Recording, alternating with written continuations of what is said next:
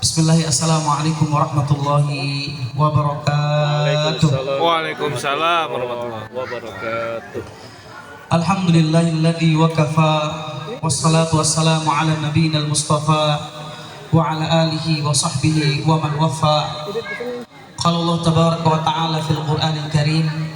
A'udzu billahi minasyaitonir rajim. Ya ayyuhalladzina amanu taqullaha haqqa tuqatih wa la tamutunna illa wa antum muslimun. Wa qala Rasulullah sallallahu alaihi wasallam fil hadits asy-syarif, ittaqillaha haitsu ma kunta wa atbi' sayyi'atal hasanata tamquha wa khaliqin nasa bi khuluqin hasanin. Amma ba'd. Ma'asyiral muslimin wal muslimat, Bapak dan Ibu, adik-adik dan teteh-teteh dan semuanya yang saya cintai karena Allah Subhanahu wa taala. Alhamdulillah, tadi kita saksikan penampilan anak-anak kita, Masya Allah. Saya kira sini tengah kan anaknya subro, bukan kita. Alhamdulillah melihat kelucuan mereka, keceriaan mereka. Mereka adalah makhluk Allah yang tak berdosa, Bu. Gimana, Pak? Jadi anak-anak kita itu tidak pernah anak-anak kita tuh tidak pernah meminta dilahirkan dari rahim ibu. Tetapi kitalah yang meminta dititipkan anak oleh Allah Subhanahu wa taala. Betul? Betul.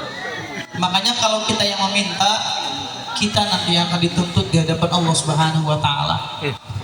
Maka pertemuan perdana ini Ana mengajak ibu-ibu dan bapak-bapak untuk bersyukur pada Allah Subhanahu wa taala masih diberikan kenikmatan duduk bermajlis, masih bisa melihat senyuman indah dari wajah ananda kita. Semoga pecah canda tawa di tempat ini terulang kembali nanti di sisi Allah Subhanahu wa taala di surganya. Amin ya rabbal alamin. Salawat dan salam semoga senantiasa tercurahkan pada qudwah hasanah kita, pada nabi besar kita Nabiullah Muhammad sallallahu alaihi wasallam. Bapak dan Ibu, kakang dan teteh, adik-adik yang dimuliakan oleh Allah Subhanahu wa taala. Saya ingin mengawali pertemuan ini dengan mengkisahkan satu kisah seorang biografi ulama. Biasanya kalau didongengkan itu kita tuh senang ya, Bu. Betul? Betul.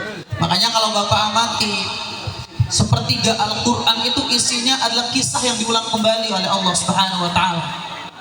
Jadi kalau Allah saja menggunakan kisah sebagai kurikulum, sangat aneh kalau kita orang tua tidak pernah menggunakan kisah untuk menyampaikan nasihat kepada anak-anak kita. Allah Subhanahu wa taala berfirman di dalam Al-Qur'an, A'udzubillahi minasyaitonir rajim. Nahnu naqussu 'alaika ahsanal qasasi bima auhayna ilaika hadzal Qur'an wa in kunta min qablihi laminal ghafilin. Kata Allah, nahnu naqussu 'alaika ahsanal qasas. Akan kami ceritakan kisah-kisah terbaik bersamaan dengan diturunkannya Al-Qur'an. Wa in kunta min qablihi laminal ghafilin. Padahal kamu Muhammad sebelumnya bukan orang-orang yang mengetahui. Jadi Allah menurunkan Al-Qur'an yang sepertiga lebih, kata para ulama ulumul Quran, adalah kisah yang Allah kuatkan kembali dalam surah Yusuf dengan kalimat laqad kana fi qasasihim ibratun liulil albab ma kana haditha yuftara walakin tasdiqal ladzi baina yadayhi wa tafsila kulli syai' wa hudan wa rahmatan liqaumin yu'minun. Sesungguhnya di dalam Al-Qur'an itu ada kisah. Di dalam kisah itu ada ibrah, ada pelajaran. Makanya kenapa saya memilih membawakan kisah biografi orang soleh di sore hari ini supaya dipetik pelajarannya untuk kita semuanya. Saya ingin membawakan satu kisah di zaman tabi'in, ditulis dalam sebuah kitab namanya Aswaru fi Hayati Tabi'in, dikarang oleh seorang ulama namanya Dr. Abdurrahman Rafat Basah. Beliau menyampaikan di zaman tabi'in itu ada seorang istri yang sedang hamil besar itu. Suaminya namanya Faruk, istrinya lagi hamil besar. Tiba-tiba Faruk bilang kepada istrinya, wahai istriku, para khutbah, orang-orang yang khutbah di masjid-masjid mengatakan kaum muslimin butuh tenaga. karena di perbatasan perang kaum muslimin sedang bertempur.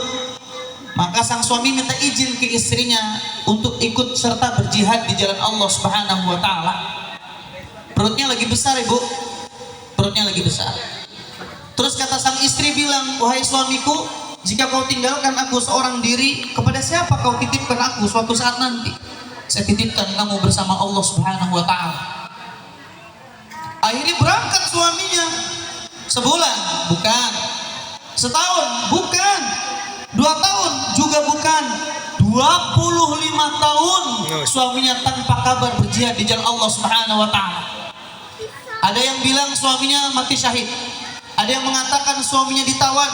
Ada juga yang mengatakan suaminya dipenjara. Simpang siur berita tentang suaminya, tapi sang ibu tetap fokus untuk mendidik, melahirkan anaknya. Maka lahirlah seorang ulama, anak yang sangat-sangat luar biasa bernama Rabi'ah Ar-Ra'i. Rabi'ah dididik oleh ibunya dengan pendidikan kasih sayang, dititipkan kepada ulama-ulama besar. Tidak ada uang yang ditinggalkan oleh suaminya dengan jumlah yang banyak, kecuali uang tersebut habis digunakan untuk mendidik anak yang menjadi saleh. Tiba-tiba 25 tahun berlalu, ada seorang bapak-bapak sudah kakek-kakek datang ke Madinah, langsung masuk ke dalam rumah tanpa mengucapkan salam. Bapak-bapak tersebut bernama Faruq, bapak daripada Rabi'ah. Ketika masuk, ternyata di dalam rumah ada seorang pemuda yang sedang muqalah, meneliti, membaca kitab. Loncat dari atas, langsung menerkam bapak-bapak tua tadi dan mengatakan, "Ya aduwallah, ukhruj anta min baiti." "Wahai musuh Allah, keluar kamu dari rumahku." Dibentak sama anak pemuda tadi. Kata kakek tadi bilang, "Hei nak, ini rumah saya beli dari uang saya." Tiba-tiba ibunya dari arah dapur keluar dengan mengatakan, "Nak, hada abi." "Nak, ini bapakmu." "Pak, ini putramu." Dua laki-laki ini berpelukan, saling cium. Masya Allah, kerinduan itu terbalas. Kata anak muda, cinta itu penyakit. Puncak rasa sakit cinta adalah kerinduan, dan tidak ada obat kerinduan kecuali pertemuan. Maka dua orang yang mencintai tadi saling berpelukan, Masya Allah, dikecup kening anaknya, sudah besar anaknya. Bu, coba bayangkan Bu, ketika sang anak tersebut dipeluk, tiba-tiba sudah ngobrol suami istri. Bayangkan Bu, ditinggal bapak 25 tahun. Sanggup ibu ditinggal bapak 25 tahun? Kawin maning gak Pak Ustaz? Ini bukan seminggu, bukan sebulan, bukan setahun, 25 tahun.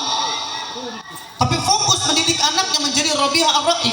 Siapa di antara kita yang tidak ingin anaknya dititipkan di lembaga ini menjadi lahir saleh dan salehah?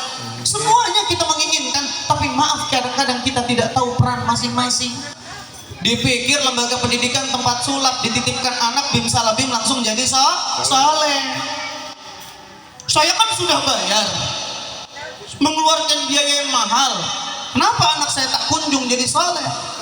Saya berbicara seperti ini Bu, karena saya bukan 1 tahun 2 tahun tinggal di pesantren. 6 tahun saya di Lampung di pesantren. Lulus dari pesantren, ngabdiin diri lagi di pesantren di Bekasi. Lulus di Bekasi, ke Anyer lagi, pesantren hampir 5 tahun, ke Cilegon 3 tahun. Jadi begitu paham kegundahannya wali-wali murid. Ketika Rabi'ah Ar-Ra'i berangkat, sang suami mengingatkan kepada istrinya. Katanya, "Sayang, uang dulu, harta ghanimah yang saya titipkan kepadamu yang miliaran rupiah itu, berapa ratus dinar dirham masih kan?" Ibunya nggak bisa jawab. "Sudah, berangkat aja sholat asar." Sang bapak bertanya, "Mana si ganteng mujahid saya tuh mana?" "Ya ketinggalan lah Pak, kalau nanya Robiah jam segini, Robiah sudah di masjid. Paling bapak kalau nyampe ke sana juga sholatnya ketinggalan." Ternyata berangkat bapak tersebut ke masjid, orang sudah sholat selesai dan orang merasa ke depan ke arah imam, lagi mendengar nasihat tauji dari seorang ulama muda. Selesai salam, dia bertanya kepada ahlul Madinah, "Ahi, man huwa?" Siapa dia kok dirubungi banyak orang, diminta nasihatnya, didengar taujihnya? "Kamu orang mana?" Masa nggak tahu ulama muda yang tangannya lebih panjang daripada ucapannya, terkenal dermawan, faqih dalam ilmunya, ngambil ilmu dari para sahabat. Kalau ibu papa belum juga ngeh sapa Rabi'ah, Robi'ah itu gurunya Imam Malik. Imam Malik punya murid Imam Asy-Syafi'i. Imam Asy-Syafi'i punya murid Imam Ahmad. Ini gurunya Imam Malik. Ditempa dengan pendidikan yang tangguh dari seorang ibunya. Maka ketika nanya-nanya ke Ahlul Madinah, ditanya siapa? Masa kamu orang Madinah enggak? Saya sudah 25 tahun meninggalkan kota Madinah. Siapa namanya? Robi'ah. Bin siapa nasabnya? Bin Faruk. Siapa? Bin Faruk, putranya di depan memimpin umat. Dia langsung pulang dari masjid, dia cari istrinya, dia tanya, sayang, benar orang-orang bilang putra kita itu ulama besar? Betul Abi. Uang yang kau titipkan habis untuk mendidik putri. Ridho tidak? Demi Allah, andai aku memiliki dunia dan segala isinya, aku tukar kembali dengan putra yang sama, aku ridho. Kisah menarik yang ditulis oleh Dr. Abdurrahman Rafat Basa ini mengingatkan kepada kita semua, Pak, Bu. Gak mungkin anak kita soleh dan soleha itu sulap bim salabim abrakadabra. Gak mungkin. Di pondok kemarin saya ketemu sama pembina yayasan di Anyer, karena saya pernah tugas di Anyer selama 5 tahun. Saya tanya sama pembina, namanya Pak Haji Huram Syukur, Masya Allah, Hafizullah, semoga Allah menjaga beliau, lulusan Ummul Qura, kalau tidak salah lulusan Makkah beliau. Saya tanya, Pak Haji anaknya dititipin kemana Pak Haji? Yang punya pondok, anaknya dititipin di pondok lain. Saya titipin ke daerah Balaraja, Pak Cikande. Bu, Masya Allah, Ustaz, bayar awal aja 50 juta. Oh, 50 juta kata saya. SPP-nya aja 5 juta, 6 juta. Saya tanya kalau lulus jadi apa? Saya penasaran gitu. Penasaran kalau lulus jadi apa? Pertama dibanggakan, gurunya native speaker langsung didatangkan dari Timur Tengah. Kalau bahasa Inggris ngajarnya langsung bule. Saya pengen tahu endingnya kayak gimana. Karena tidak demikian konsepnya dalam dunia pendidikan. Demi Allah, jangan tertipu dengan lembaga pendidikan karena kemegahan bangunannya. Bukan itu yang dicari. Bukan. Tiba-tiba pulang anaknya dites sama bapaknya. Hafalan Quran dites bubar, hafalan hadis dites bubar, bahasa Arab dites bubar. Masa yang keluarin duit 50 juta nggak jadi-jadi, ini gimana? Sebelum berangkat ke sini saya punya sahabat seorang miliarder di daerah perumahan Citraland. Dia mengeluh, Ustaz, saya bingung ya kenapa anak saya dididik di pesantren di daerah jauh, di daerah Jawa Barat. Ya, keluarin biaya gede tapi kelakuan akhlak sama aja katanya gitu. Gimana kalian Pak Ustaz? Ibu, Pak, bukan ibu saja yang mengeluh anaknya tak tumbuh menjadi anak yang soleh. Kami guru-guru di pondok pun mengeluh. Bocah diomongin tuang bergamat, anaknya sahabat bukan? Begitu di pondok. Orang diada nih kayaknya lahir bocah. Langsung komat. Untuk komat koplo langsung. Dibuat dong bocahnya, ganti didikan. Diajari alif, ngomongnya bengkok, lurus bukan alif, bengkok. Sulit tuh. Saya bertanya-tanya, kalau ustadznya saja mengeluh sambil mengatakan, saya mah bingung sama santri yang satu itu tuh sulit diajarinnya. Anaknya siapa Bu? Satu. Ternyata di rumah ada orang tua juga yang mengeluh, mondok mahal-mahal, diajarin apa kali sama ustadznya? Nggak nyambung. Pertanyaan saya sama ibu-ibu, terus ngedidik anak tuh kewajiban siapa? Betul? Betul apa betul? Orang tua ngeluh, ustadz ngeluh. Giliran ada pesantren yang bagus dibatasin, yang pinter-pinter, yang nurut-nurut, terus yang Bandung dibuang. Jadi sampah masyarakat. Lah, inilah menjadi kegundahan kita hari ini dunia pendidikan. Masya Allah. Orang tua ngeluh, ngeluarin biaya, anaknya tak kunjung bener. Guru-guru di pondok juga ngeluh, kok anak gak bisa dididik sulit. Terus pertanyaannya, kewajiban siapa mendidik anak hingga akhirnya anak dibully di rumah sendiri. Ibu, saya sedikit cerita. Saya punya jamaah mahasiswi Bu, usia baru 20 tahun lebih. Dia ngadu, Ustaz saya pengen nikah. Saya bilang nikah tinggal nikah aja, kenapa Teh? Ustaz mau nyariin buat saya.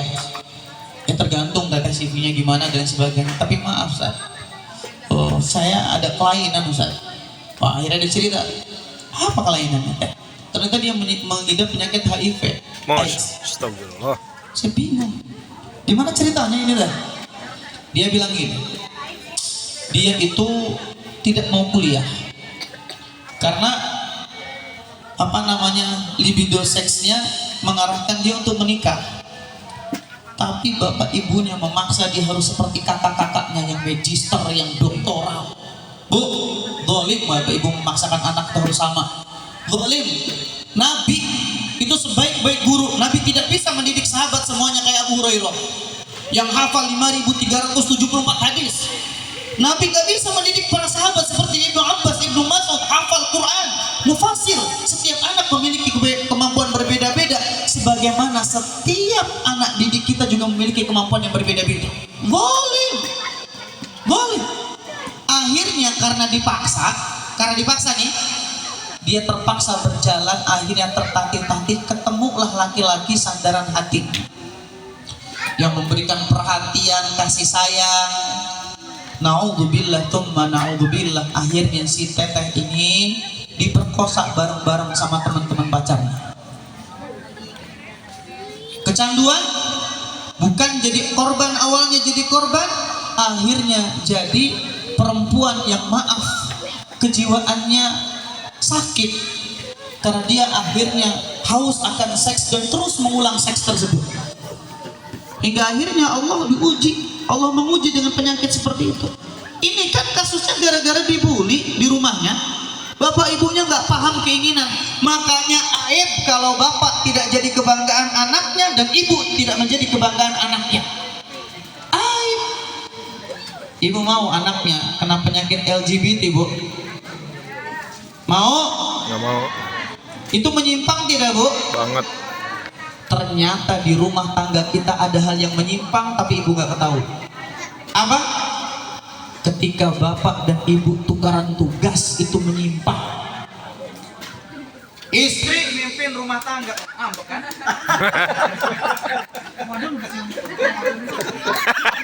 Santai Stan.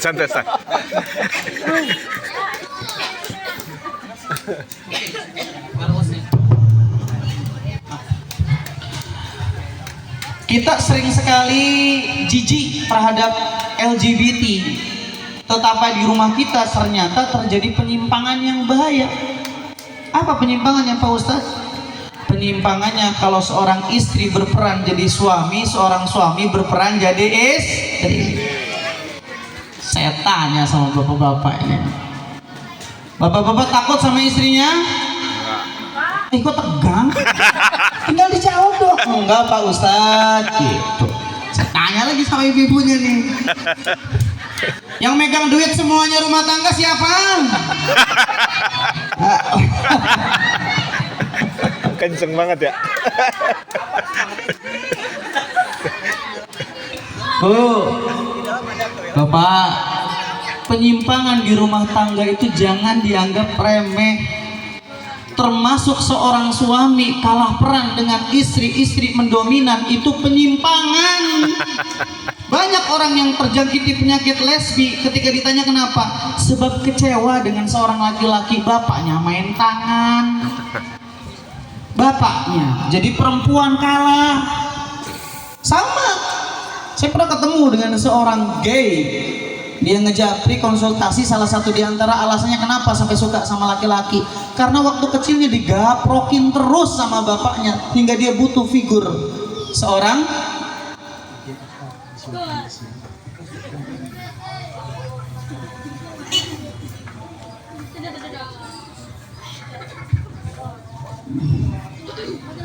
jadi karena dipukulin terus sama bapaknya, akhirnya dia benci dengan figur seorang bapak. Akhirnya laki-lakinya jadi kemayu. Hati, Bu. Makanya anak laki-laki dididik dengan cara anak laki-laki, anak perempuan dididik dengan cara anak perempuan. Sebab itulah kalau dilema tadi, orang tua mengeluh, gimana anak saya ini nggak kunjung berubah, padahal di sekolah yang mahal. Guru-guru di sekolahan bingung mendidik anaknya, nggak masuk-masuk. Ternyata kita salah tugas, salah mendidik anak. Allah Subhanahu wa taala berfirman dalam Al-Qur'an, ya ayyuhalladzina amanu qu anfusakum wa ahlikum وقودها الناس والحجارة عليها ملائكة غلاظ شداد لا يعصون الله ما أمرهم ويفعلون ما يؤمرون. Allah sendiri yang bilang, Qu anfusakum, jaga diri kalian, keluarga kalian dari panas api neraka. Ternyata tugas utama mendidik anak-anak itu tugas bapak ibunya, bukan ustadz, bukan guru. Sudah siap titipkan ke pondok baru jadi orang hebat. Sudah rapih fitrahnya dititipkan ke pesantren jadi ulama. Makanya ketika Ali bin Abi Thalib membaca ayat ini, apa Bu? Kata Ali bin Abi Thalib, adibuhum wa alimuhum, ajarkan adab kepada anak-anak kita dan ajarkan anak-anak kita ilmu. Adab dulu sebelum ilmu. Yang berkewajiban mengajarkan adab itu bapak ibunya. Maaf Bu, ngomong-ngomong anak sekarang tentang adab, saya tanya sama bapak-bapak nih yang lahiran 80, 70-an ini ya. Beda nggak sekarang anak-anak sama dulu? Beda? Saya lahiran 90-an Bu. Saya umur 32 tahun. Saya masih merasakan bagaimana didikan militernya seorang bapak saya. Guru ngaji saya bapak saya sendiri. Masya Allah. Dulu kalau kita dipukul sama guru, ketahuan sama bapak, apa yang dilakukan bapak? Ditambah lagi. Saya ngajar di SDIT di daerah Cilegon. Ada anak santri, anak SDIT, mewah, dibentak sama teman saya Ustadz. Mau ngaji apa enggak? Bapaknya besok datang, Ustadznya dicekek di masjid. Astagfirullah. Dari mana keberkahan itu akan lahir jika memuliakan seorang ustadz semacam itu? Saya punya guru seorang doktor, anaknya berantem di pesantren, gendang telinganya pecah. Lihat kalau dia tahu didikannya, semangat ya sama anaknya. Kamunya masih sanggup di pesantren, masih lanjutkan. Gitu mendidik anak mentalnya. Adapun trouble-nya diurusin kan, jangan terulang kembali. Bukan berarti menjustifikasi dunia pesantren. Coba bayangkan Ibu, anak sekarang kalau ngomongin masalah adab, ya Allah sedih Bu. Saya kemarin beberapa bulan yang lalu ngisi di salah satu universitas terkemuka Cilegon Serang. Di ruang auditorium luas, semuanya mahasiswa-mahasiswi satu fakultas kumpul ratusan. Ini ustadznya ceramah sibuk, yang mahasiswanya rebutan gorengan, yang mahasiswinya sibuk foto-foto selfiean. Iki jadi kita kin kakek-kakek apa nenek-nenek sing hobi tiktokan kan ketuaan ini. Sing kok menyeng-menyeng kan enggak? Nek kene malah insya Allah enggak ada Bu ya? Enggak ada tampang di sini tiktokan kayak gitu. Enggak ada siji kan roro telu papat lima mana kan itu. Saya bingung kalian orang akademisi, kalian yang disebut dengan kaum intelektual, kalian nanti lulus memimpin lembaga, memimpin masyarakat. Jika adab kalian seperti ini, wajar kalau Profesor Dr. Naqib Alatas pernah mengatakan penyakit umat hari ini adalah loss of adab, hilang adab. Coba Bapak tanya sama anak SD sekarang, tanya kalau di sini moga-moga enggak. Sekarang tuh generasi WhatsApp yang semuanya serba disingkat. Nong, kelas pinter sekolah deh Nong. 5, wis di 5 doang. Umaining di Cilegon Serang, Cilegon. Sampai di chat sama gurunya juga, gimana kabar kamu? Sehat, gitu kan? Disingkat. Dulu mah enggak. Kelas 5 Kang. Kelas 5 Bah. Iya pula wong Serang. Kan enggak, sekarang mah cuek. Nih penyakitnya tuh, nih penyakitnya. Nih penyakitnya nih. Kini penyakit ya. Makanya generasi kita lebih hobi nunduk daripada melihat ke atas. Nunduk. Ya, nggak maju-maju, nggak salah ini enggak. Cuma orangnya yang tidak bijak menggunakan. Kita nggak bisa nyetop kemajuan teknologi, nggak bisa. Bapak Ibu anti HP gitu, nggak bisa. Terus kalau saudaranya butuh bantuan pakai telepati gitu, nggak bisa. Tapi kita bisa mengatur ini HP. Duh, Masya Allah, anak sekarang memakai HP lebih jago daripada bapaknya. Bapak ibunya megaptek, anaknya Masya Allah. Luar biasa. Ini awal kerusakannya HP. Kau lihat anak-anak perawan, dandan mah, ayu-ayu, siap nikah. Saya sampaikan, kami sama teman-teman pemuda hijrah, hampir semuanya jajaran anak muda. Saya doang yang paling tua, lainnya anak muda semua. Itu ngebangun pesantren, ngebangun yayasan namanya Usamah bin Zaid. Jadi pesantren itu khusus saya dedikasikan untuk anak-anak muda yang ingin berkorban dan berkontribusi untuk agamanya. Lagi dibangun, posisinya perbatasan antara Mancak dan Anyar. Di sana mohon doanya bapak-bapak, ibu-ibu. Pesantren itu kenapa saya namakan namanya Usamah bin Zaid?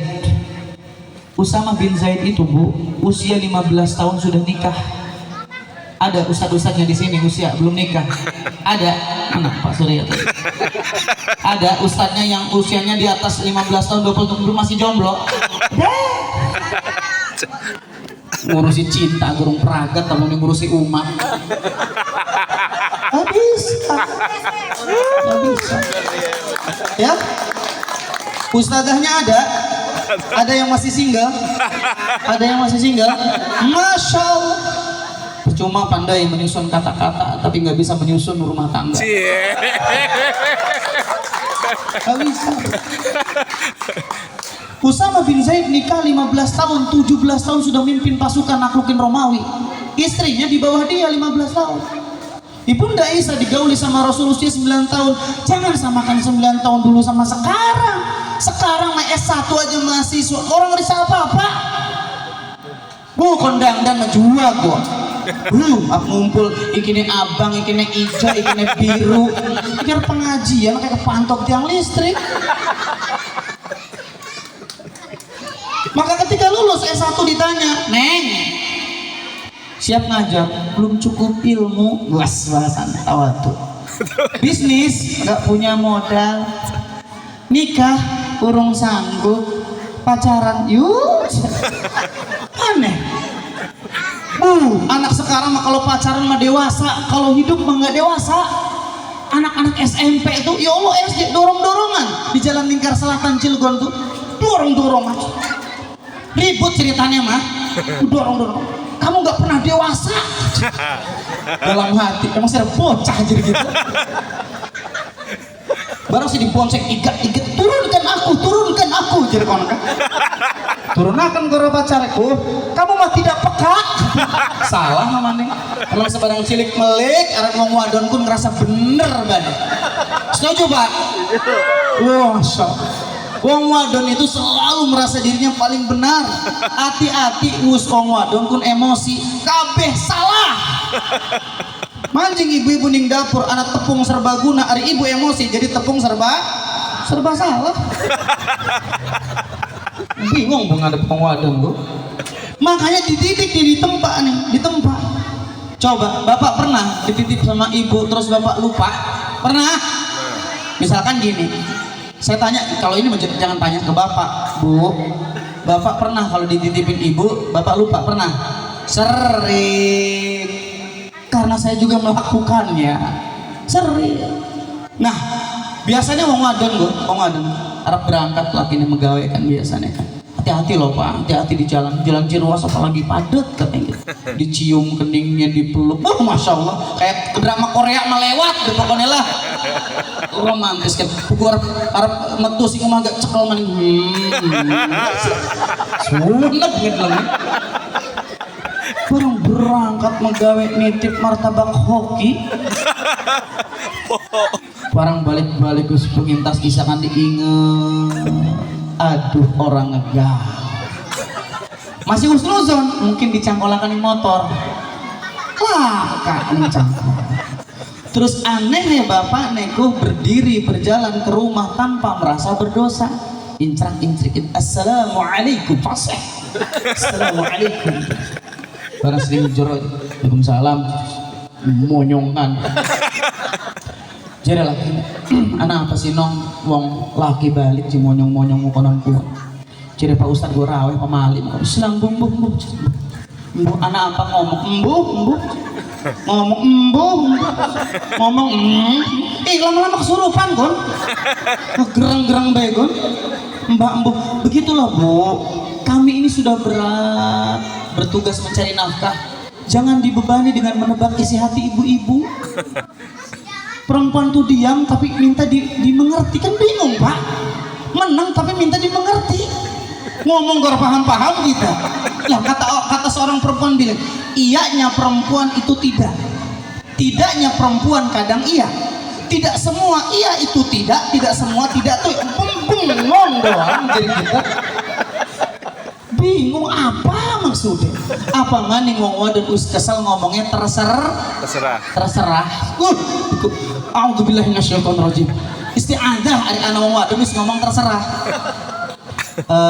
Umi mau makan apa malam ini? Ya, insya Allah sih kalau pecel lele gimana? Terserah Abi. Digawa merono pada pecel lele. Iya, pecel lele sih pecel lele. Tapi kan kalau di sini mah sering banget pecel lele. Oh ya udah. Gimana kalau nasi goreng? Ya terserah. Berangkat maning latih nasi goreng.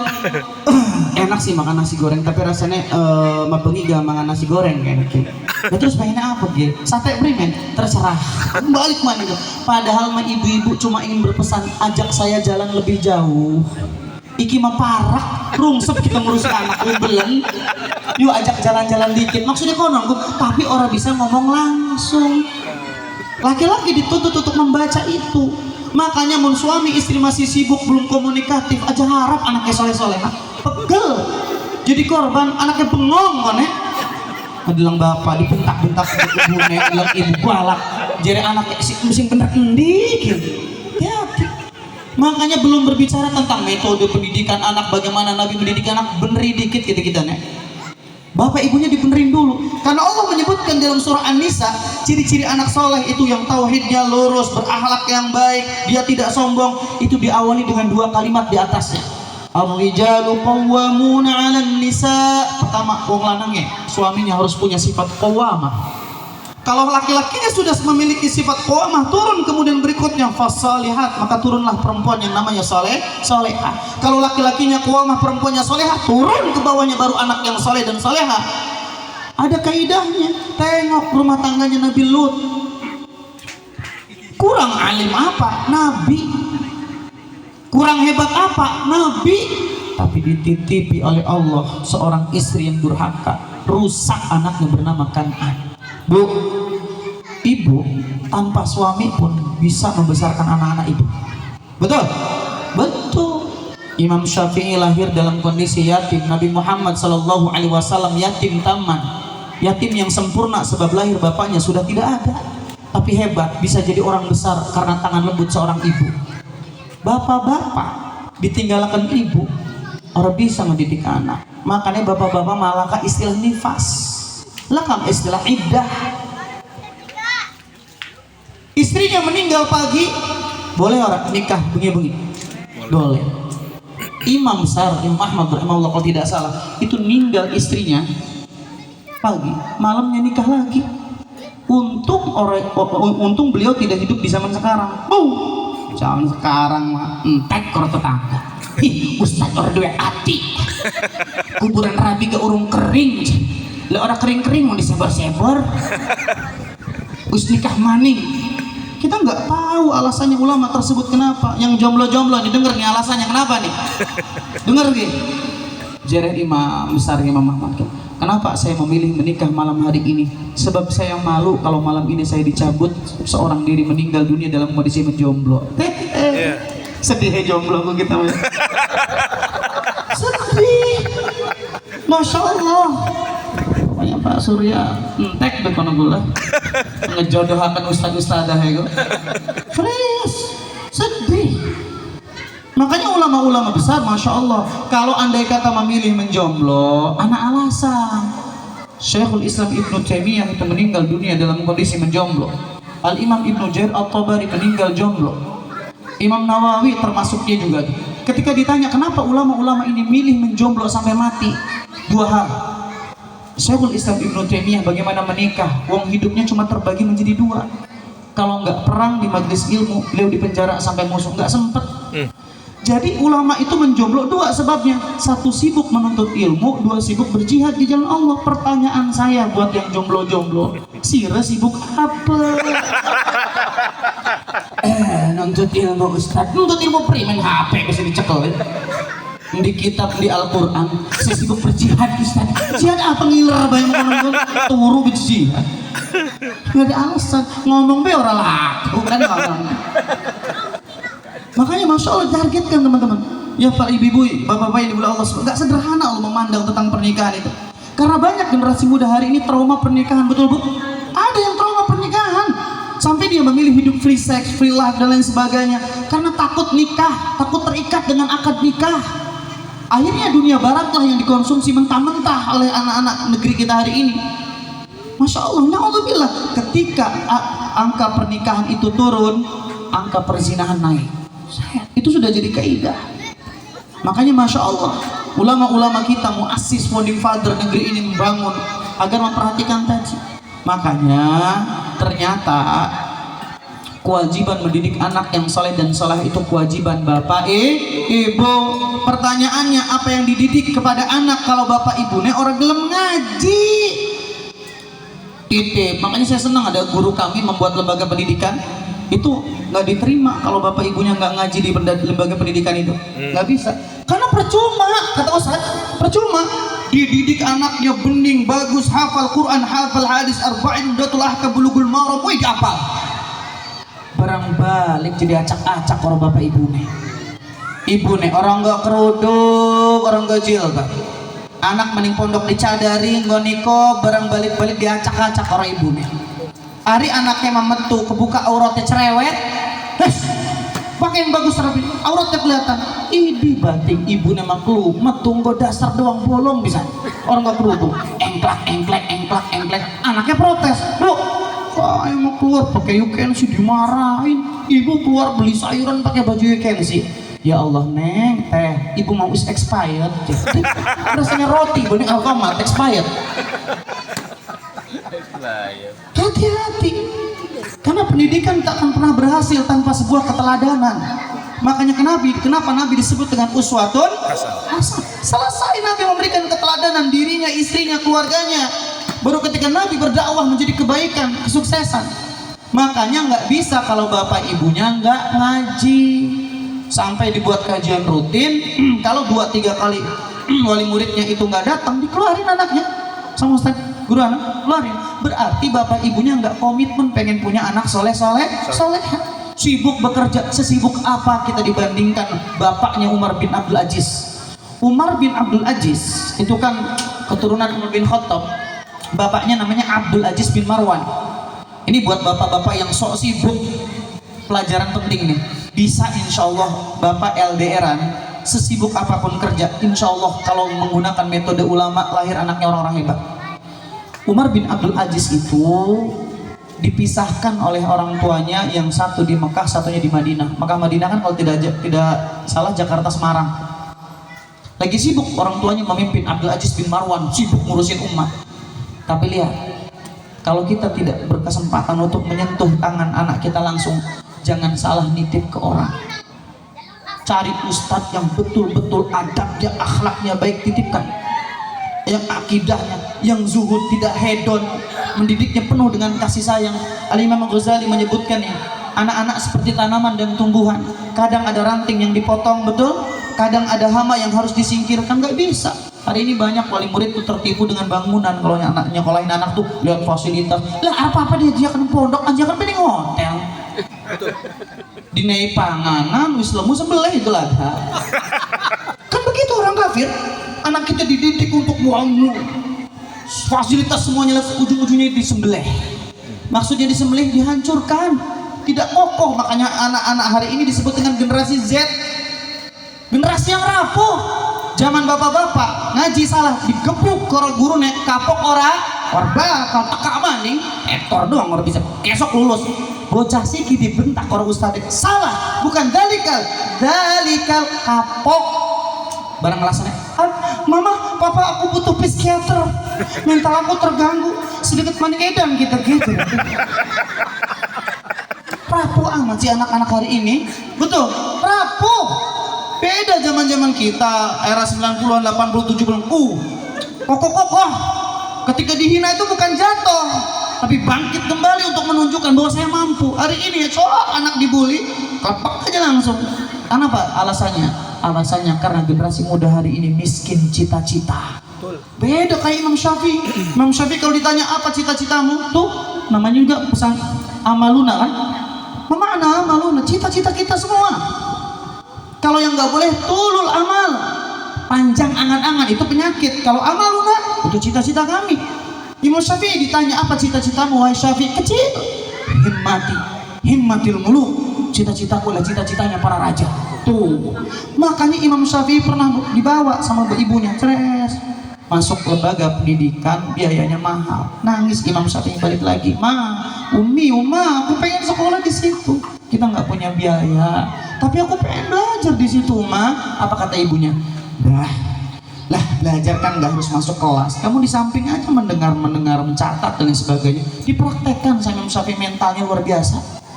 Barang ustadz yang nggak masuk, bingung, yang di kelas itu menjelaskan satu hukum, Imam Syafi'i masuk. Boleh saya jelaskan? Penjelasannya sama seperti ustadznya. Padahal nggak daftar, nggak registrasi, nggak.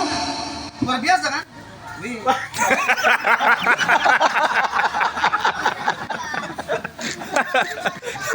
lagi hot-hotnya nih. Apa udah sampai sini doang nih? Jangan. Nah, aman. Masya Allah. Ustadznya minum dulu kayaknya. Ini mak sebenarnya mak apa ya? Kepanganan di samping ceramah pun bohong sebenarnya.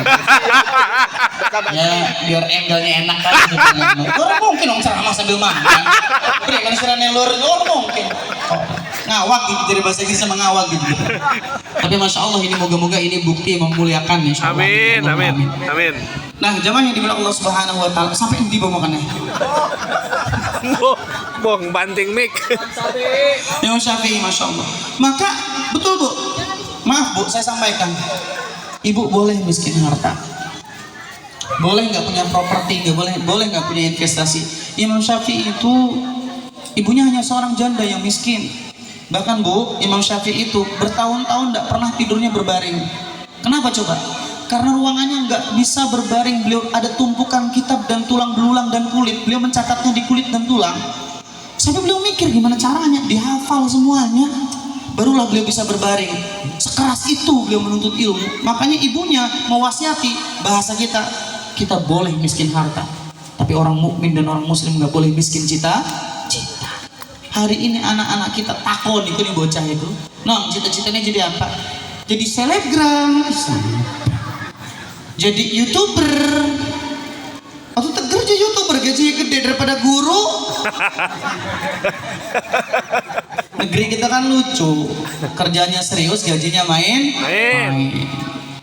Tapi kerjanya main-main, gajinya serius. Ngerusak anak bangsa sampai digaji ratusan juta. Guru masa ikhlasnya bengkok kan sama ketepluk receh riga. Hampura Pak Ustaz. Ya apa-apa. Rusak Masya Allah. Makanya saya bangun yayasan itu, saya bilang sama teman-teman, jangan sampai antum nggak muliakan seorang guru. Musibah satu lembaga pendidikan yang menganggap guru itu hanya tukang ngajar. Guru itu digugu dan ditiru, dia sang murabbi. Nggak bisa. Makanya kalau sudah rusak guru keikhlasannya, yang diajarkan ke mereka adalah keteruhan. Saya ulang, kalau seorang guru sudah rusak keikhlasannya, makanya akan diajarkan ke mereka adalah keteruhan. Butak, udah bahasa Inggrisnya butak dah. Keruh. Akhirnya guru hitung-hitungan waktu. Ini waktu kan udah habis kan saya ngajar, ini bukan tanggung jawab saya. Jadi istilah sekarang bukan guru tapi tukang ngajar. Beda guru sama tukang ngajar. Kalau tukang namanya tukang kan gaji hitung-hitungan kan? Ya, gajinya per jamnya berapa, borongannya, namanya tukang ngajar kan. Tapi guru, makanya sebelum kami memulai majelis ilmu yang lain, saya sampaikan ke teman-teman, bangun pondasi di atas adab dulu. Adibuhum wa'allimuhum, baru ajarkan ilmu. Bukan kayak iblis tidak memiliki adab kepada Allah hingga Allah mengeluarkan dari surga. Bukankah Fir'aun tidak memiliki adab kepada Allah? Dia mengatakan, ana rabbukumul a'la, saya Rabb kalian yang maha tinggi. Bukankah Qarun yang kaya raya tidak memiliki adab? Dia katakan ini semuanya dapat saya, ilmu saya ditenggelamkan oleh Allah Subhanahu wa taala. Hari ini kita krisis adab. Negeri ini sedikit pun tidak kekurangan orang pintar. Ngiyadak bahasa Inggris orang pintar. Banyak. Setiap tahun universitas melahirkan sarjana berapa? Magister berapa? Doktoral berapa? Tapi kenapa negeri ini tak kunjung jadi lebih baik? Satu masalahnya, kita mungkin banyak memiliki orang pintar, tapi kita sedikit memiliki orang yang benar. Makanya pimpinan tertinggi Pondok Pesantren Gontor, saya ingat banget Nesa Pak Kiai bilang bahwa mudah menjadikan orang benar jadi pintar daripada merubah orang pintar jadi benar. Bu, apakah yang dikorupsi di negeri ini lulusan SD, lulusan SMP, setidak-tidaknya mereka S1? Berarti secara sains, secara ilmu pengetahuan, mereka orang-orang akademisi, tapi lupa memasukkan yang namanya pendidikan adab. Dalam kitab Ta'limul Muta'allim atau Hilyatul Talabul Ilmi, ada seorang umara, penguasa, itu nitipin ke anaknya kepada Syekh. Ini contoh adab. Syekh, saya titipkan anak ini, didik dengan adab ya Syekh. Syekh, pergilah. Pas balik lagi ngelihat, anaknya itu lagi numpahin air, Syekhnya ngambil air wudhu. Menurut kita sopan tidak? Sopan. Cari sekarang ada di sini yang anak muridnya nuangin bayu di gayung. Oh, nggak keran ya Ustaz? Oh iya bener nggak keran. Ditumbang itu. Muridnya apa? Kiainya berwudhu tuh. Ditegur sama bapaknya. Ya Syekh, bukankah saya titipkan anak saya untuk kau tempa adabnya? Kata Syekhnya kan ini kan udah Masya Allah. Enggak, saya berharap tangan kanannya menuangkan, tangan kirinya memegang kakimu untuk membersihkannya. Subhanallah. Adab ulama dulu. Makanya ulama dulu belum banyak ngaji, tapi kalau pulang anak-anaknya santun berprestasi. Ini mah hafal Quran, hafal hadis, barang pulang pondok, liburan syariah. Syariatnya libur, Bu. Libur, sholatnya libur, gua kerudungnya libur, murojaahnya libur. Lagi tahun pertama masuk pondok, jilbabnya gede, bareng semakin naik kelas, semakin nambah juz hafalannya, semakin naik ke atas, ujung-ujungnya jadi tiktokan. Kan itu ada kasusnya. Kenapa? Karena anak-anak kita dididik dengan trauma syariat, bukan dididik dengan iman. Termasuk permasalahan utamanya adalah kekurangan keteladanan. Makanya ilmunya muter-muter jadi ilmu pengetahuan, tidak turun jadi iman. Itu musibahnya. Simple Bu, kalau kita ingin melihat anak kita tumbuh keimanannya, tinggal melihat lembaga pendidikan sampahnya bersih atau enggak. Simple. Masuk ibu di pondok, anak-anaknya Masya Allah, enggak disuruh langsung ambil sampah, Masya Allah, buang tempatnya. Berarti imannya tumbuh. Karena kata Kanjeng Nabi, al-imanu bid'un wa sab'un, iman itu 70 cabang. A'laha kalimat la ilaha illallah wa adanaha imatatul adha 'anit thariq. Iman yang paling tinggi itu kalimat la ilaha illallah, dan iman yang paling rendah itu nyingkirin sesuatu yang mengganggu di jalan. Kalau sama sampah saja nggak open, ibu anaknya mondok pulang, ibu tes dengan piring kotor di dapur. Alhamdulillah Ustaz, anak saya pulang dari pondok, piring saya juga simpan kotor sengaja di dapur. Beneran anak saya manggil, mah piringnya kotor. Jelas anak pun. Ambil, dibersihkan, maksudnya gitu tuh. Sekarang tidak peka, makanya muter-muter jadi ilmu pengetahuan pinter. Juz 30 hafal, juz 29, juz 28, juz 1, 2, hafal dengan dites baca Al-Quran yang rajin, hafalan hadisnya. Tapi maaf, ilmunya tidak bermanfaat. Ternyata ada salah pola pendidikannya. Maka itulah kenapa Nabi kita mengatakan kalimat seperti ini, Bu. Ini tolong dicatat baik-baik. Sebenarnya yang merusak anak kita itu bukan siapa-siapa, kita yang rusak. Kata Rasulullah, kullu mauludin yuladu 'alal fitrah fa abawahu yuhawidani aw yunasirani aw yumajisani. Setiap anak yang lahir ke muka bumi ini, nih mereka-mereka yang Masya Allah, yang tersenyum tanpa dosa, yang Allah saja memberikan rukhsah, tidak wajib bagi dia sholat sampai di usia 10 tahun, diperintahkannya baru di usia 7 tahun. Tapi kita sering tidak maklum kalau dia melakukan kesalahan, kita sering galak, termasuk saya pribadi. Ya, Allah saja sayang, sholat saja nggak dibebani loh buat mereka-mereka ini, betul? Tapi mereka melakukan kesalahan, perkara kopi ditumpahkan, perkara karpet yang ibu sayangi diinjak kembali, itu emosinya luar biasa. Padahal Allah melonggarkan perkara sholat aja nggak wajib mereka. Berarti kan kita yang rusak anak. Makanya Nabi mengatakan kullu mauludin yuladu alal fitrah. Setiap anak itu lahir dalam kondisi fitrah bersih. Fa abawahu yuhawidanihi aw yunasiranihi aw yumajisani. Orang tuanya, bapak ibunya yang mendidik anaknya jadi Yahudi, mendidik anaknya jadi Nasrani, atau mendidik anaknya jadi Majusi. Ustaz, enggak, anak saya sholat. Bu, mendidik anak menjadi Yahudi, Nasrani, Majusi itu bukan berarti nyembah berhala, nyembah patung. Termasuk pendidikan materialistis yang kita tanamkan itu ala pendidikan Yahudi. Dikit-dikit ngukur sukses anak kalau bisa beli ini. Nanti kamu kalau sudah selesai SMA masuk ke universitas, masuk ke company perusahaan ini, nanti gajinya sekian, penghasilan sekian. Bahkan ngafal Quran saja untuk mendapatkan dunia. Ngafal Quran yang dangkoni oleh beasiswa nih kampus. Gusti, ndak ibu nih bisa haji dan umroh. Gusti, ayo mati maning begini. Orang insyaallah. Jadi dididik anak kita jadi materialistis. Akhirnya banyak anak-anak yang sampai loncat dari gedung tertinggi padahal dia seorang akademisi. Dunia kampus menyuguhkan kepada kita banyak anak-anak yang intelektual akhirnya berakhir dengan bunuh diri. Kenapa? Karena kejiwaannya terganggu, sebab bahagia diukur dengan materi. Ngobrol ketemu temen, HP-nya apa yang ditanya, kerjaannya di mana. Kalau kita googling kampus terbaik, pasti urusannya nggak jauh-jauh dari barometernya dunia. Kampus terbaik karena bahasa Inggrisnya ini, sainsnya ini, bisa diterima di itu aja. Terus anak-anak yang rajin bantu orang tuanya tidak disebut dengan sukses. Terus anak yang setiap malam mendoakan orang tuanya dengan kalimat Rabbighfirli waliwalidayya warhamhuma kama rabbayani shaghira, itu tidak dikatakan sukses. Selalu ukurannya materi. Padahal konsep yang namanya kebahagiaan, Bu, si kecil pengen bahagia, yang dewasa pengen gak bahagia, si kaya pengen bahagia, si miskin pun ingin bahagia. Pertanyaannya, bahagia ada nggak Ustaz? Ada. Tapi ada orang yang nggak percaya dengan kebahagiaan. Allah sendiri mengatakan dalam Al-Quran kunci kebahagiaan, Bu. Kata Allah Subhanahu Wa Taala, A'udzu billahi minasy syaithanir rajim. Bismillahirrahmanirrahim. Qad aflahal mu'minun. Dijawab langsung sama Allah. Siapa emang ada orang bahagia itu? Ya Allah, ada. Siapa? Al-mu'minun, orang-orang yang beriman. Siapa orang-orang yang beriman?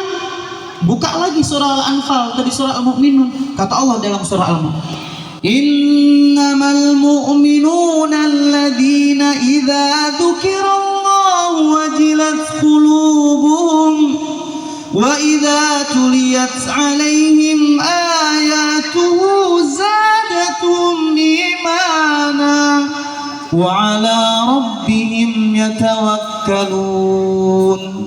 Siapa yang bahagia? Orang beriman. Siapa orang yang beriman itu? Dijawab sama Allah, idza dzukirallah, kalau disebutin kata Allah, wajilat qulubuhum, khafat, takut hatinya.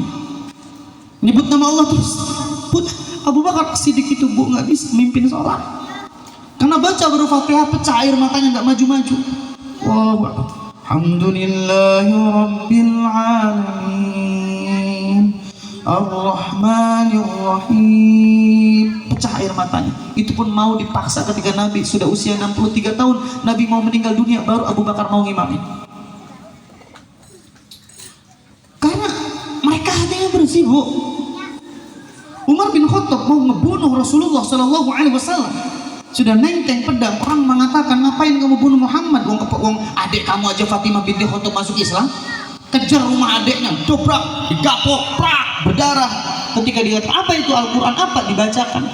Toha ma anzalna alaikal qur'ana litasqa. Toha ma anzalna alaikal qur'ana litasqa. Sungguhnya Al-Quran diturunkan tidak untuk menyakiti kalian. Umar bin Khattab jatuh, pedangnya gemetar, hatinya beriman. Kita ngaku muslim sejak lahir, dibacakan Al-Quran gak ada perubahan di hati kita. Dibaca ayat kursi malah nyengir, dibaca surah istighfar susah, dibacakan Al-Quran tidak ada perubahan dalam. Pertanyaannya, dosa apa yang kita lakukan sehingga Al-Quran tidak nembus ke dada-dada kita ini? Kalau Utsman bin Affan pernah mengatakan, lau taharatil qulub ma sabi'atin kalamir rahman, kalau hati orang itu bersih nggak akan pernah kenyang baca Al-Quran. Ibu pengen tahu kalau Nabi baca Al-Quran kayak gimana? Semoga jadi motivasi. Bismillah.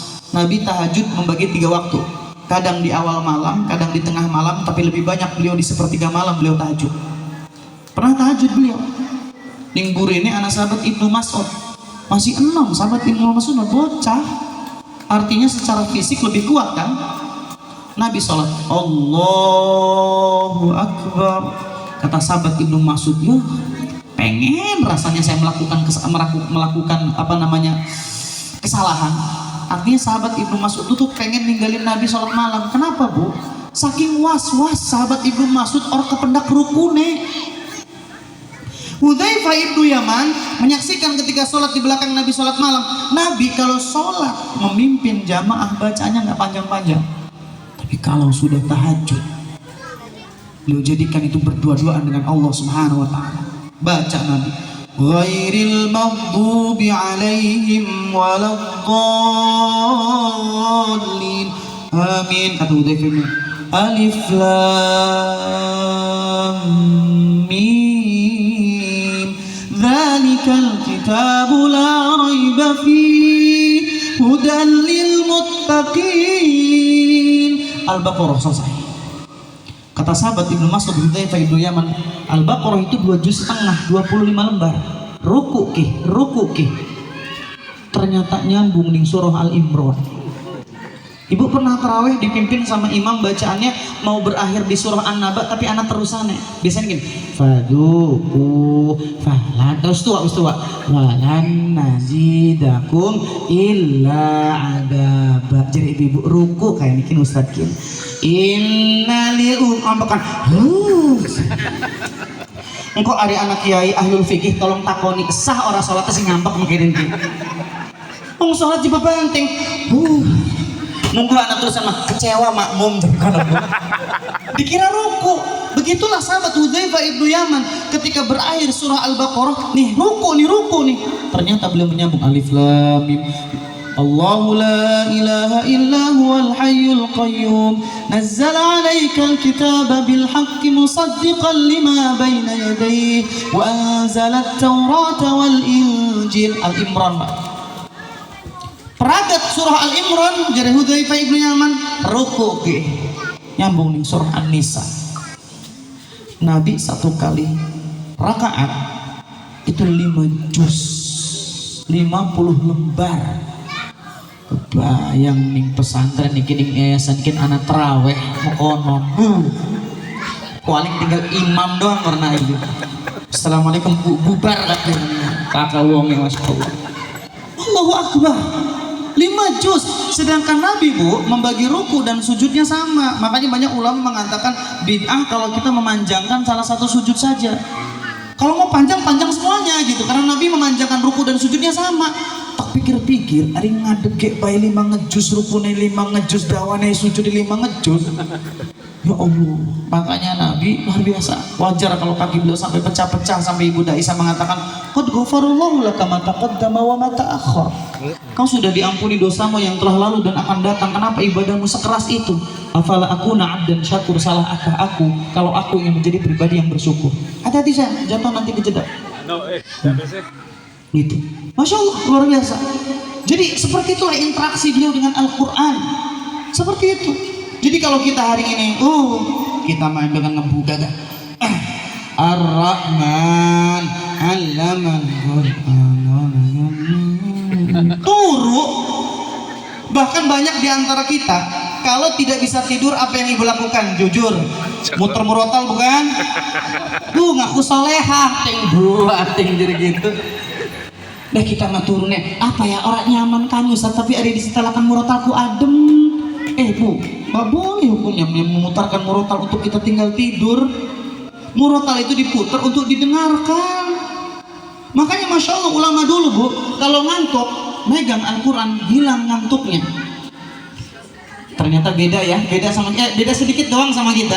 Kalau kita mau orang ngantuk-ngantuk buka Al-Quran tiba-tiba ngantuk. Oh ngantuk. Ulama dulu kalau mutalaah buka kitab, buka ilmu, hilang ngantuknya. Kita mau orang ngantuk-ngantuk sengaja baca buku, niatnya apa? Udah ngantuk. Makanya ulama dulu makannya sedikit, kita mah sedikit-sedikit. Ibu sih jawab begitu. Ya, sering-sering makan. Kok yang maning? Senap kita timbangan turun. Masya Allah luar biasa. Jadi beda. Ternyata para alim ulama begitu luar biasa melihat itu semuanya. Maka Bu, jadi pokok pembahasan kita sebenarnya kalau berbicara tentang pendidikan sesuai dengan Al-Quran dan Sunnah, intinya ada pada kita. Yang menjadikan Yahudi, Nasrani, Majusi itu kita. Apalagi hari ini tuh Bu, saya sedih sebenarnya lagi ngebuat strategi gimana dakwah di kampus ini biar efektif. Karena di kampus itu terjangkiti penyakit hari ini mah dari pemerintah sendiri. Banyak ada teman-teman yang jadi LDK di kampus. LDK ini kan ada opsi mau dihapus dari dunia kampus, dari Kemenang lagi. Alasannya ingin memodernisasi agama. Agama ada rekonstruksi agama. Agama direkonstruksi kayak bangunan menjadi kita. Tidak ada poin yang tidak sesuai. Wah, kok sok weruh? Allah saja ngebuka dengan kalimat dzalikal kitabul la raiba fi. Jangankan salah, Al-Quran ragu aja nggak ada. La syakka fi. Kok bisa ada manusia hari ini mengatakan Al-Quran tidak tepat? Kan aneh gitu. Aneh. Itu dirusak Bu. Jadi Bu, kita tidak sadar kalau mendidik anak kita menjadi pendidikan orang-orang Yahudi. Contoh, Bapak Ibu tanyakan sama anak-anaknya, bukankah ketika kita belajar teori evolusi kita dididik untuk mengimani bahwa kita keturunannya kera? Serius kan? Teorinya siapa itu Bu? Darwin. Kita berasal dari transisi kera ke manusia. Tak pikir-pikir, ari manusia konsing monyet, klimen monyet masih ana aja gitu Bu. Harusnya mesti jadi manusia kabeh kan Bu? Teori. Pertanyaannya gini Bu, Dr. Raden Husaini, pimpinan Dewan Dakwah Islam Indonesia kan menyebutkan, beliau nulis buku namanya Jangan Kalah Sama Monyet. Karena kalau kuliah belajar tujuannya buat cari makan, terus maaf buat nikah menikmati pasangan, Buya Hamka pernah mengatakan, kalau hidup hanya untuk sekedar makan, babi di hutan pun makan. Kalau hidup hanya sekedar maaf bersenggama, melakukan aktivitas seks, kera di hutan pun sama melakukan. Hidup orang mukmin itu untuk bernilai ibadah. Pertanyaannya, ketika kita hidup ini bernilai gak ibadah, termasuk nikah. Nikah kita sudah bernilai ibadah apa belum? Nikah dikasih anak, bonus dari Allah, bukan tujuan. Karena ada yang berumah tangga belum dikasih anak, jangan putus asa. Ada orang nikah dikasih kekayaan, itu keutamaan, kelebihan, bukan tujuan. Nggak harus orang nikah itu harus kaya, tapi bernilai ibadah atau tidak. Kalau bernilai ibadah hidup ini, berarti kita di rule yang benar. Tapi kalau ternyata tidak ada nilai ibadahnya, cuma dunia yang kita kejar-kejar, demi Allah, malaikat Jibril pernah berwasiat kepada Rasulullah SAW. Kata malaikat Jibril, "Ish masyita." Hiduplah kamu sesuka hatimu Muhammad. Bu, saya katakan juga, saya sampaikan ke bapak-bapak ibu-ibu, mau anaknya mondok nggak mondok silahkan, mau anaknya pinter nggak pinter silahkan, mau ibu pengajian nggak pengajian silahkan, mau kakang teteh sholat nggak sholat silahkan, nggak apa-apa, nggak sholat silahkan. Fa innaka mayitun. Tapi ingat bahwa kamu nanti akan mati jadi mayit. Jadi mayit. Silahkan. Dipikir ketika kita nanti dimasukkan ke dalam kuburan simpel gitu, kita bisa berceloteh, kita bisa ngebohongin malaikat maut. Ketika malaikat maut bertanya, "Man rabbuka?" Terus kita jawab, "Kamu nanya." Nggak ada. Wabok orang malaikat, siapa kalau bocah-bocahin. Mau ditakoni man rabbuka, jika kamu nanya, kamu bertanya-tanya. Senep sira. Nggak ada. Gak semudah itu. Bahkan seorang artis pernah mengatakan, lebih baik saya memilih masuk neraka berkumpul dengan para artis-artis dunia daripada saya masuk surga tapi dengan ormas-ormas yang membenci hiburannya. Nah, dipikir masuk neraka kayak masuk ruang sauna Bu ya. Dating batik. Allah menyebutkan dimasukkan ke dalam neraka itu badal naum juludan ghairaha. dibakar kulit kita, naudzubillah digantikan dengan kulit yang baru. Makanya sampai-sampai saya punya sahabat seorang dokter, saya tanya, dok, bagian sensitif dalam tubuh manusia itu apa? Kulit, tahu Ustaz. Orang kalau kebakar itu yang paling merasakan sakitnya kulit. Setelah kulit lewat sudah tidak merasakan rasa sakit, tiba-tiba gosong aja. Allahu Akbar, saya langsung gemetar. Pantesan Allah memilih kalimat badalnahum juludan ghaira. Dibakar kulitnya hingga matang, habis matang kemudian tumbuh diganti lagi, tumbuh lagi, ganti lagi seperti itu. Makanya sebagai closing, sebagai penutup, saya ingin menyampaikan satu hadis dari Rasulullah, kullukum ra'in wa kullukum mas'ulun an ra'iyati. Setiap kita ini pemimpin, Bu. Pak. Kita yang laki-laki ini, Pak, pemimpin rumah tangga, kita akan ditanya tentang istri dan anak-anak kita. Ibu juga pemimpin di rumahnya suami. Ibu memimpin anak, memimpin barang-barang dan hartanya suami. Dan semua kita akan diminta pertanggungjawaban di hadapan Allah Subhanahu wa taala. Semoga kita diberikan kemudahan hisab nanti di hadapan Allah Subhanahu wa taala. Amin ya rabbal alamin. Semoga bahagia kita di dunia, canda tawa ini terulang kembali di surga Allah Subhanahu wa taala. Amin ya rabbal alamin. Itu saja. Mana ibu MC tadi, mana ibu?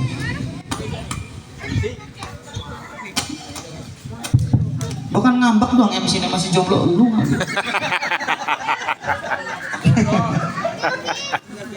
Silakan, ada pertanyaan apa langsung ditutup? Oke, pertanyaan, silakan, fadhol masykuran.